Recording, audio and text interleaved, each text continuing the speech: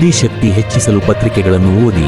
ಶಾಂತಣ್ಣ ಸರಗಣಾಚಾರಿ, ಇಳಕಲ್ ತಾಲೂಕಾ ನೂತನ ಕ.ನಿ.ಪ. ಪದಾಧಿಕಾರಿಗಳ ಸನ್ಮಾನ.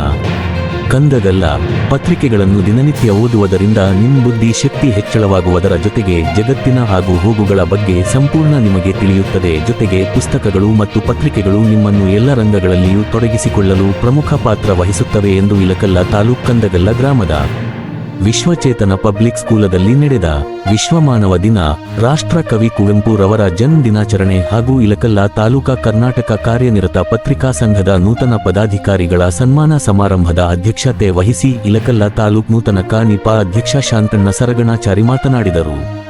ಸಂಸ್ಥೆಯ ಸಂಸ್ಥಾಪಕ ಅಧ್ಯಕ್ಷ ಸಂಗಣ್ಣ ಹವಾಲ್ದಾರ ವಿದ್ಯಾರ್ಥಿಗಳಿಂದ ದಿನಪತ್ರಿಕೆಗಳನ್ನು ಓದಿಸುವುದರ ಮೂಲಕ ಕಾರ್ಯಕ್ರಮ ಉದ್ಘಾಟಿಸಿ ಮಾತನಾಡಿದರು. ಕಾರ್ಯಕ್ರಮದಲ್ಲಿ ವಿಶ್ವಮಾನವ ಸಂದೇಶ ಸಾರಿದ ಯುಗದ ಕವಿ ಜಗದ ಕವಿ ರಾಷ್ಟ್ರ ಕವಿ ಕುವೆಂಪು ರವರ ಜನ್ಮದಿನವನ್ನು ಅವರ ಭಾವಚಿತ್ರಕ್ಕೆ ಪುಷ್ಪಾರ್ಚನೆ ಮಾಡಿ ನಮನ ಸಲ್ಲಿಸುವುದರ ಮೂಲಕ ಆಚರಿಸಲಾಯಿತು.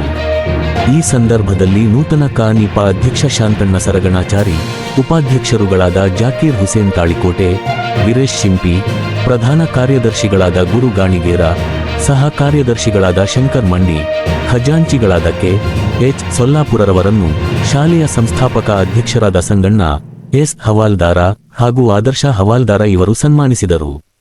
ಕಾರ್ಯಕ್ರಮದಲ್ಲಿ ಮುಖ್ಯ ಗುರುಗಳಾದ ಕು. ರೇಷ್ಮಾ ಗಾವಡಿ, ಎಲ್ಲಾ ಬೋಧಕ ಹಾಗೂ ಬೋಧಕೇತರ ಸಿಬ್ಬಂದಿಗಳು ಹಾಗೂ ಮುದ್ದು ವಿದ್ಯಾರ್ಥಿಗಳು ಉಪಸ್ಥಿತರಿದ್ದರು. ಕು. ಭವ್ಯಶ್ರೀ ಭಂಡಾರಿ ಕಾರ್ಯಕ್ರಮ ನಿರೂಪಿಸಿದರು.